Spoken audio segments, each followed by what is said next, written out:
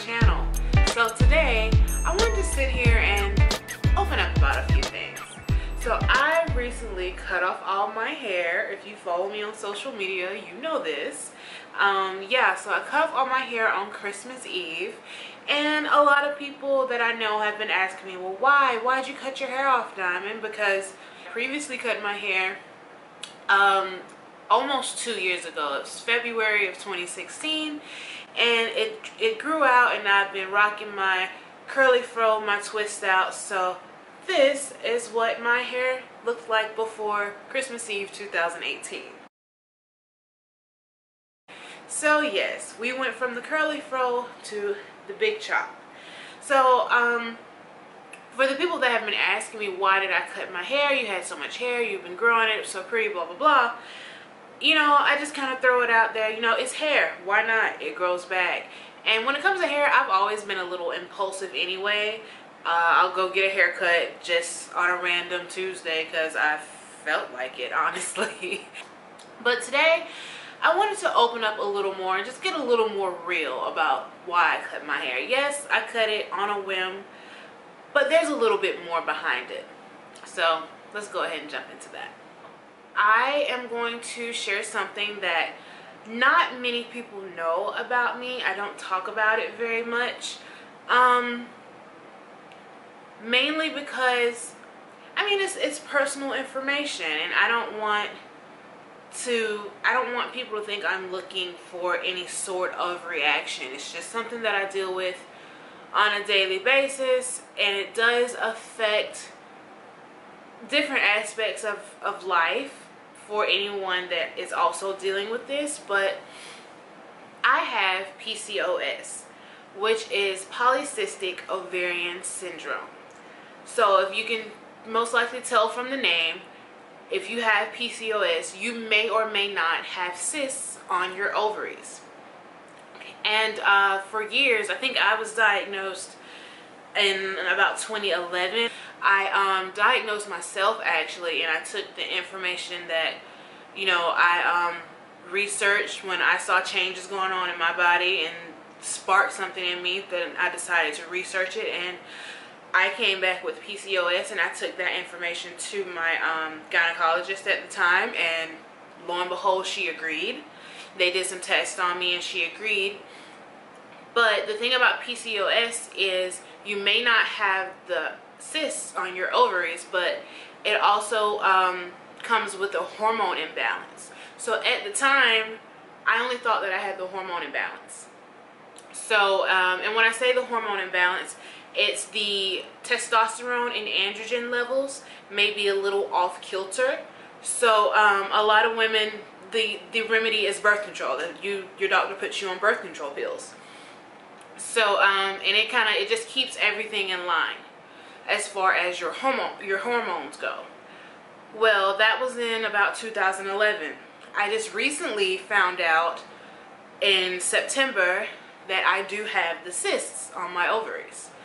So, and this is probably something that I did have back then that just wasn't the test that my doctor saw fit to give me at the time. Why? I don't know. She just decided to do blood work and check my levels that way instead of doing an ultrasound. So, and then on top of well, let me just go back. So yes, I've dealt with PCOS for quite some time now.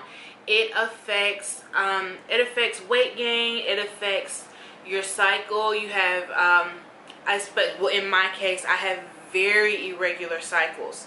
So and of course the hormone imbalance, amongst other things, and hirsutism. And hirsutism is kind of unusual hair growth in females. So if you ever heard of like the women with the beards and things like that, you see like the bearded ladies, they have hirsutism.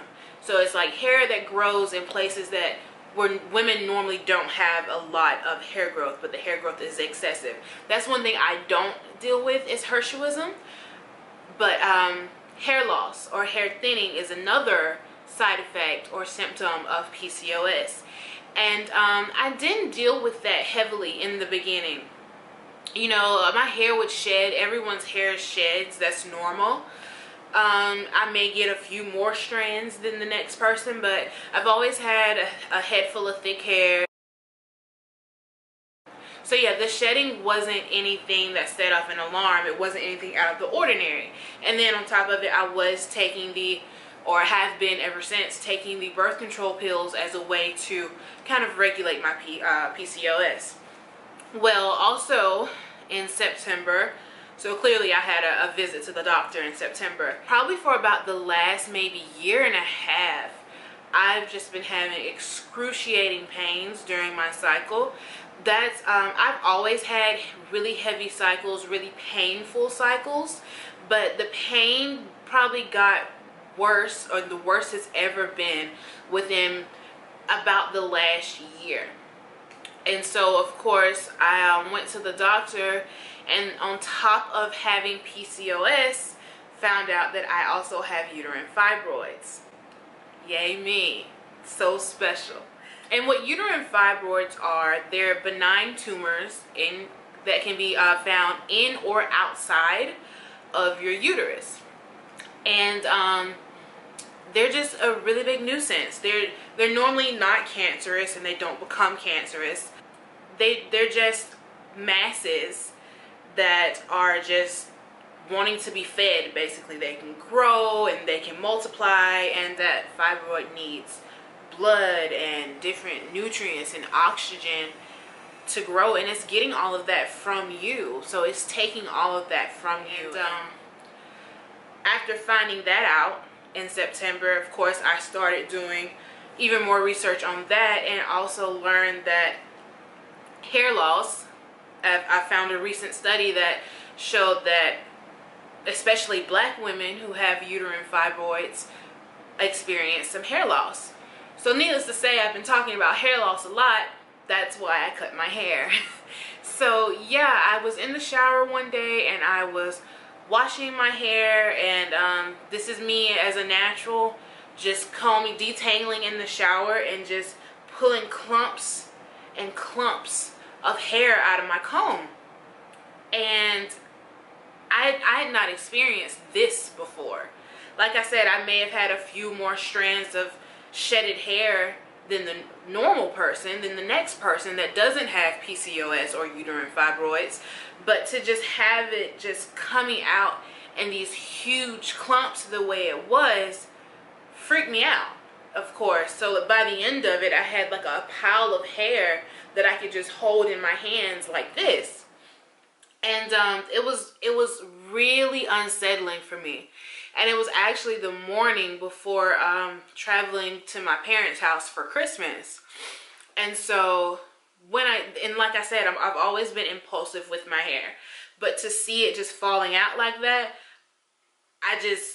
my mind just triggered and just said, no, you have to fix this. This has to be stopped right now. We cannot have this. So as soon as I got to my parents' house, we cut it all off. That's just what we did. I just said, you know what? I'm not going to battle with, I can't stand seeing it fall out like that. I cannot stand it. That would do something to me every day. It would freak me out. It would stress me out. And then once you're stressed, it's going to fall out even more. I can't handle it. So as opposed to just watching my hair fall out day by day, I decided to just cut it off and let's start from scratch and let's rehab it.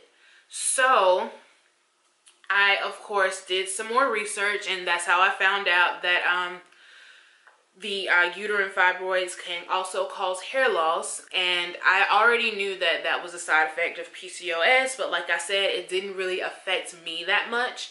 And I just think that with the PCOS and the hormone imbalance and the cysts, and with the fibroids and going to the doctor, and he switched my birth control in order to try to see if we could do something to where I don't have as much pain. Because when I tell you, debilitating pain, like I can't walk. If I'm at work, I'm probably gonna go home. Like and if you have fibroids and you've experienced that pain, you know it's like everything just stops. There's nothing you can do except for curl up in a ball or bend over and just endure. But those are the most comfortable positions, and they're not comfortable. So yeah, that's what I've been dealing with the last like year. And like I said, this is not something I talk about often. Not many people know that, number one, not many people know I have fibroids because I just found out a few months ago. And not many people knew that I had PCOS either, because for one reason, like, I don't want it to be used as an excuse. I don't want people to think I'm using it as an excuse, because, you know, it affects weight gain and weight loss. Like, you may put on weight, and if you put on weight, it's gonna be a little harder for someone with PCOS to lose that weight. And that happened to me. I gained weight, and it takes me a lot longer to drop pounds than it does the next person. And I just don't want, because people hear things sometimes and it's like, oh, that's just an excuse, you can do it, you just don't want to do it. It's like, no, I'm trying. It's not as easy as you think. Just being online and watching videos and seeing how many people, how many women are affected by, you know, PCOS, how many women have PCOS, that too was comforting. Because, you know, when you hear that you have something that affects your hormones, and if you're someone who has PCOS that's trying to get pregnant, that may be, you know, it can make it hard for you, and you have to take these extra pills to help you get pregnant, and it may make you feel some type of way about, you know, being a woman. But to see that there's like a community of people, there's so many like forums, and there's so many like channels to interact with, or just see that there are other people going through this as well. And that in itself is comforting, and it's also very resourceful. And they just have so many different supplements that you can take, and different things that you can do for your hair to kind of combat the hair loss or hair thinning. And mine, it's not really, really bad. But of course, it's my hair, so I notice the difference. I notice that it's shedding way more than it should, because no one's gonna know my hair like I do. Yeah, so I decided just cut it all off. Let's start anew, and let's just start rehabbing and really nourishing. I had healthy hair before. I really took care of my hair, but now I just want to just give it all the love and extra attention that it needs. And so yeah, I just dove in head first, cut it all off. Let's research and see what we need to do. So I got some things too that I'm gonna be experimenting with. I will say though, I saw aloe vera juice is apparently really, really good for nourishing your scalp and helping to combat against hair thinning and hair loss. So I picked up some of that, and I can't wait to get that in a spray bottle and give it a try. Yeah, after being asked the question so much, I just figured, why not? I'll just come on and just make a video about it. Be contributing to hair loss. But like I said, I don't have any bald spots or anything. We're good there. I believe that at this stage, it's definitely something that I can fix and go ahead and get ahead of. And just continue to research and find different ways to combat it. Because I mean, I still have a good grade of hair. So yeah, I just wanted to share why. I didn't want to continue just be like, it's hair, it grows back. Because that's what I've been saying, like, why'd you cut your hair? Why not? You know, just the quick witty answer. I just wanted to just let it off my chest. Why did I cut my hair? And this is why. My hair was shedding because I have polycystic ovarian syndrome and I have uterine fibroids. That's my story for now. If you have PCOS or uterine fibroids, or if you have questions about them, ask below in the comments section. Let's start a dialogue. Let's talk about this. Because if you're like me, you don't talk about it that much. You internalize and you maybe stress yourself out, and then your hair falls out. So yeah, let's be open and let's talk. Well, thanks for listening to me, and I hope you guys have a marvelous day. Mwah. Bye.